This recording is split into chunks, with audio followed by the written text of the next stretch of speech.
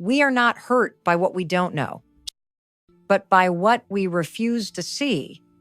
Carl Jung said that, and if you've ever loved someone with an avoidant attachment style, you know exactly what he meant.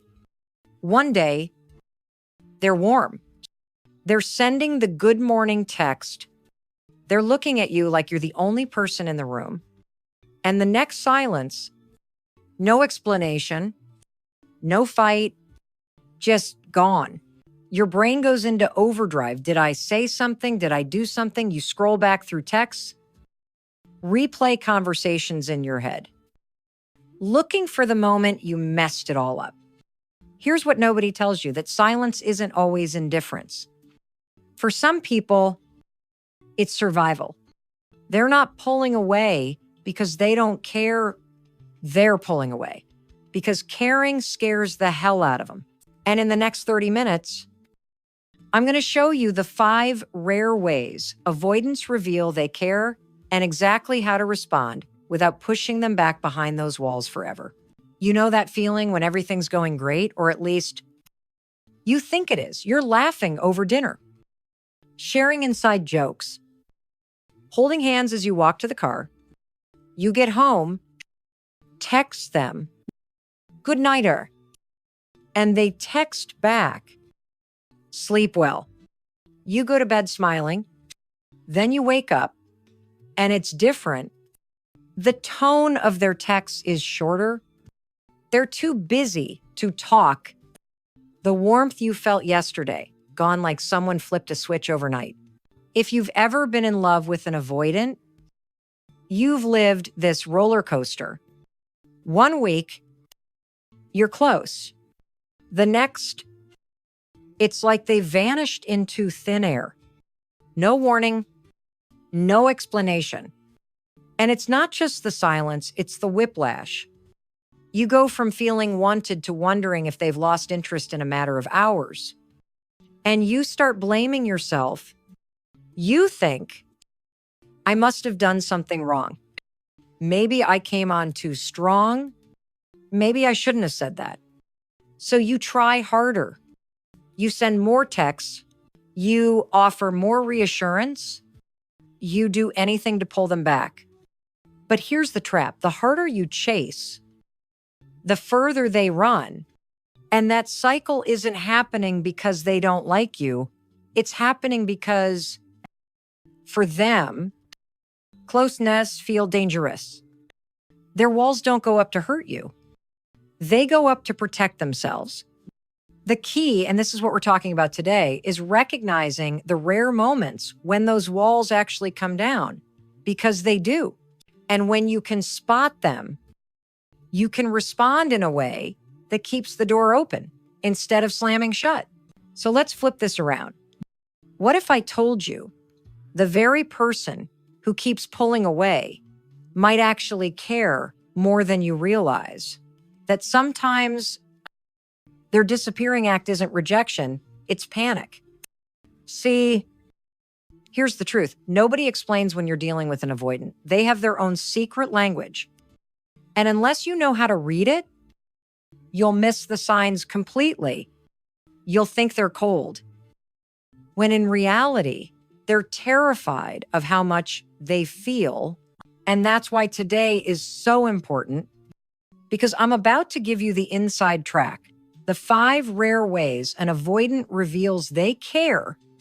These are not the obvious "I love you"s or grand romantic gestures you see in movies. These are subtle, easy to miss moments that almost no one else will notice. But for them, they're massive. They're milestones. And here's the kicker. If you don't recognize them, you could accidentally trigger them right back into withdrawal. That's how fragile these moments are. So in the next few minutes, we're going to cover what those 5 signs are, why they almost never happen, the right way to respond so you keep the door open instead of slamming it shut. I'm not just pulling this out of thin air. This is backed by relationship psychology, attachment theory, and real life experience from thousands of conversations with people just like you, people who've loved avoidance and felt the heartbreak of watching them retreat. If you've been caught in that push-pull dynamic where one day they're close and the next they're gone, then you're about to understand why you'll have a framework that not only makes sense of their behavior, but actually helps you navigate it without losing yourself in the process. So grab a pen, because once you know these signs, you'll never see your relationship the same way again. Before we get into the 5 signs, you need to understand why they're so rare. Because once you know the root cause, you'll stop taking their distance personally, and you'll see just how huge it is when they actually lean in. Think of an avoidance heart like a fortress, not a cute white picket fence you can hop over. I'm talking towering stone walls, thick gates, multiple locks, and every single brick in that wall was laid a long time ago, most of them in childhood.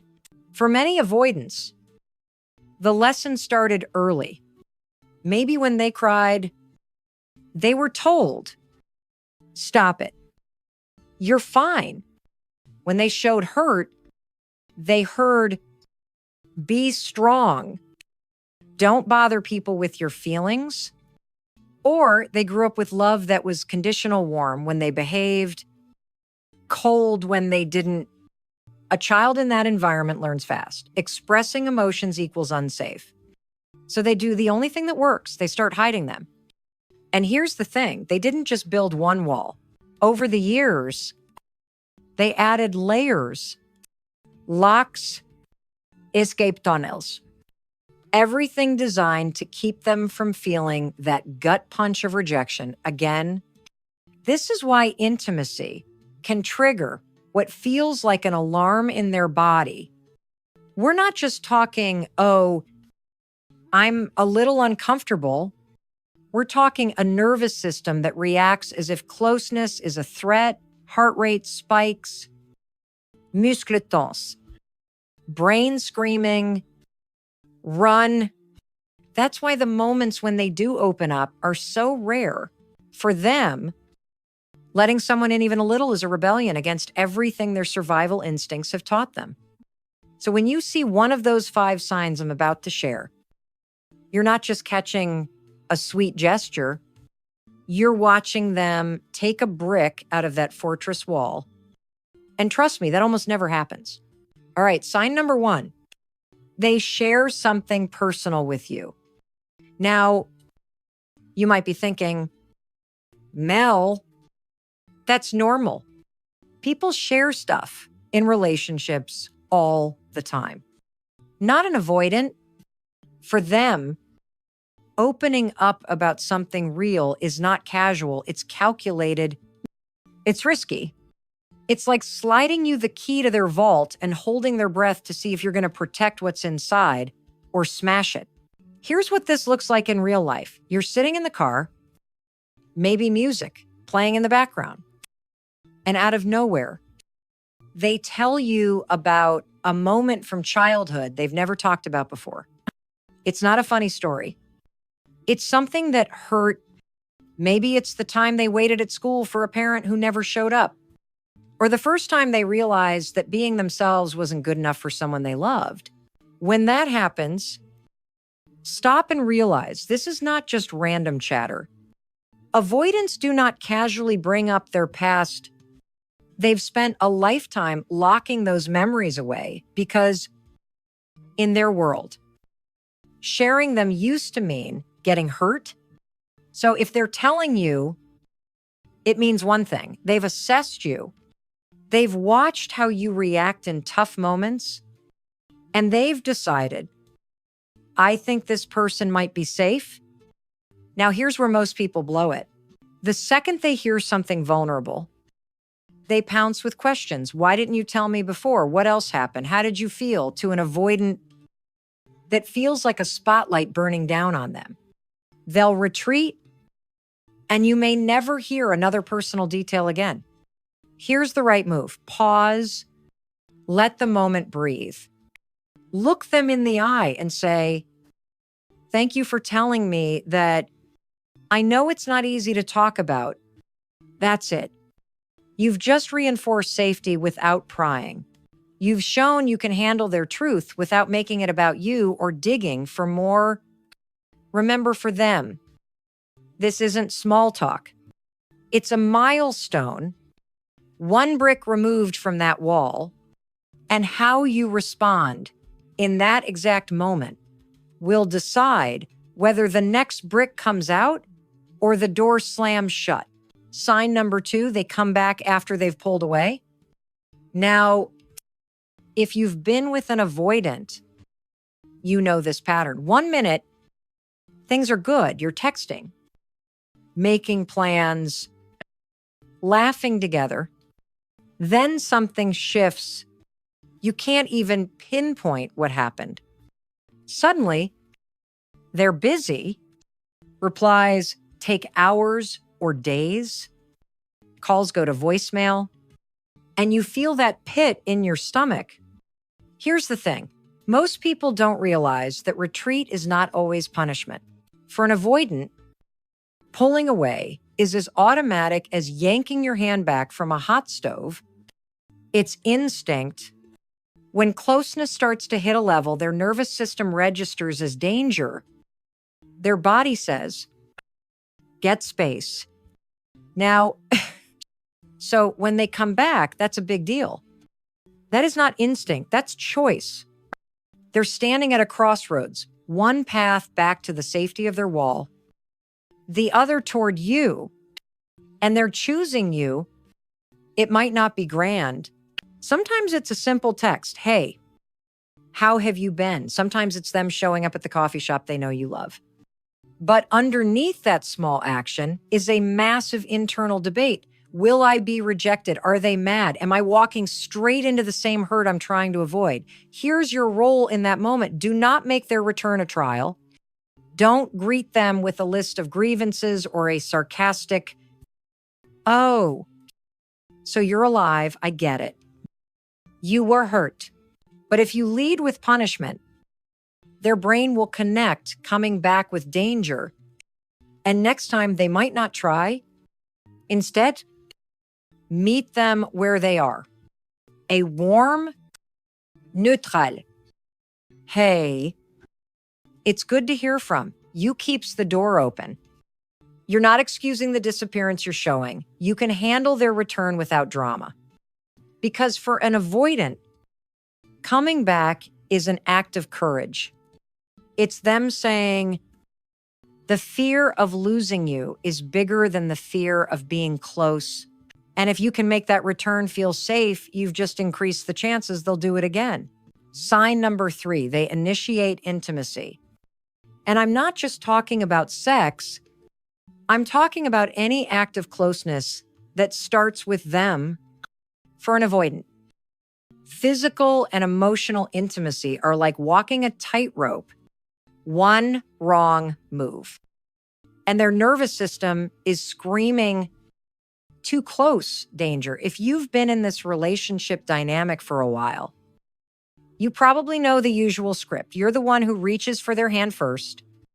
You're the one who leans in for the hug. You're the one steering the conversation towards something real. That's why when they're the one to close the distance, it's huge. It might be subtle. They sit closer on the couch without you asking. They wrap their arms around you from behind while you're cooking. They rest their head on your shoulder during a movie. Or maybe they're the one to text late at night just to say, I miss you. Here's what's really happening in that moment. They're pushing past that internal alarm, the one wired into them years ago when closeness led to pain. They're rewriting their own script, even if it's just for a second, to see if this time feels different. Your job, don't make it bigger than it is in that exact moment. Don't freeze and overthink. Don't joke in a way that makes them feel exposed. And please, don't turn it into a, so are we finally getting serious conversation right there? Instead, receive it, lean into the hug, squeeze their hand back, Smile and keep cooking. Show them that closeness can be easy, comfortable, drama-free. Because here's the secret. When an avoidant initiates intimacy, they're not testing you, they're testing themselves. They want to know if they can be close without losing themselves. If you meet that moment with warmth instead of pressure, you send a powerful message. It's safe here. You can come closer again next time. And when they learn that, slowly, those moments stop being rare exceptions and start becoming part of the relationship's rhythm. Sign number 4, they truly apologize. Now, I'm not talking about the quick throwaway, sorry, they mumble to move on. I'm talking about a real apology. The kind where they look you in the eye, own what happened, and don't follow it up with a but to defend themselves. For an avoidant, this is massive because apologizing means lowering the shield, the one that's been protecting them from shame since they were a kid. Here's the backstory. Many avoidants grew up in environments where mistakes weren't met with understanding. They were met with judgment, punishment, or worst of all, emotional withdrawal. And when a child learns that admitting fault leads to pain or rejection, they start avoiding it altogether. That's why you'll often see them deflect, change the subject, or even get defensive when conflict comes up. To them, it's safer to protect their sense of control than risk feeling exposed. So when they actually apologize without excuses, without blaming you, without spinning it into an argument, you need to understand what's happening. They've just overridden their most reliable defense mechanism. It could sound simple. I'm sorry I didn't call you back. I know that hurt you. Or, I was wrong to shut down like that. Here's the key. When they do this, your reaction will decide if they ever do it again. If you gloat, pile on, or use it as a finally, you admit it, moment, you'll teach their brain that apologizing equals danger. Next time, they'll retreat instead. Instead, do this, accept it. You can still hold your boundaries and talk through what happened later. But in the moment, keep it safe. A simple, I appreciate you saying that goes further than you think. Because for an avoidant, a genuine apology isn't just words. It's a sign that their desire to keep you in their life is stronger than their fear of vulnerability.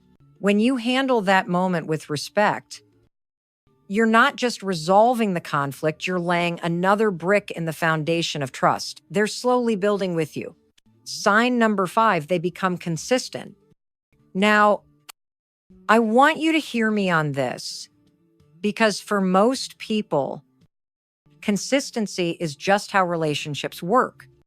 But for an avoidant, it is not the default setting. In fact, it's the opposite. Their nervous system is trained for push-pull. When they feel safe, they move closer. When they feel pressure or risk, they pull away. That's why their relationships often feel unpredictable. They're in, then they're out. You're close, then they're gone. It's not because they're playing games. It's because inconsistency is their comfort zone. So when they start showing up reliably, that's huge. Maybe they text you first regularly. They remember important dates. They follow through on the plans they make. They're on time. They check in just to see how you're doing. Without you prompting them, these might sound like small, normal things, but for them, each one is a deliberate choice and a deliberate act of trust. Every on-time reply, every kept promise is them telling themselves, it's safe to stay. Here's the big thing. You cannot force this. If you try to make them be consistent with ultimatums, guilt trips, or demands, they might comply for a week, but it won't last. Why? Because they'll be doing it from fear, not choice. And for an avoidant, fear triggers retreat. True consistency only sticks when they want to be there, when they've connected, showing up with feeling good, not feeling trapped. So when you start to see it, acknowledge it, you don't have to make a huge deal out of it, but let them know you see the effort. I appreciate you checking in. Or it means a lot that you remembered. Those small acknowledgments reinforce the new pattern. And over time, that pattern can replace the old push-pull cycle they've lived with their whole life. Because here's the truth. When an avoidant becomes consistent with you, you're no longer just someone they like.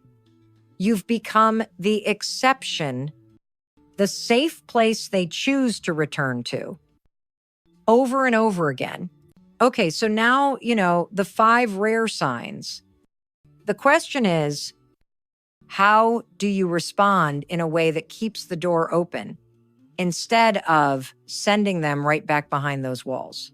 Here are 4 rules I want you to remember. Write them down. Rule 1. Don't interrogate. When they open up, resist the urge to pounce with questions. Why now? Why me? What else happened? For an avoidant, that feels like a spotlight. They'll shut the door. Instead, let the moment breathe. A simple thank you for telling me, that is enough. Rule number 2, don't rush the process. Openness is like a baby bird leaving the nest fragile. If you try to push it to fly before it's ready, it will panic and retreat. Let them set the pace. That means being okay with small steps instead of demanding a big leap. Rule number 3, acknowledge and appreciate. These moments are emotional currency for them. They spend it sparingly. If they give you something vulnerable, treat it like gold. I know that wasn't easy to share, or it means a lot that you came back. Small acknowledgments build trust. Rule number 4, protect their trust at all costs.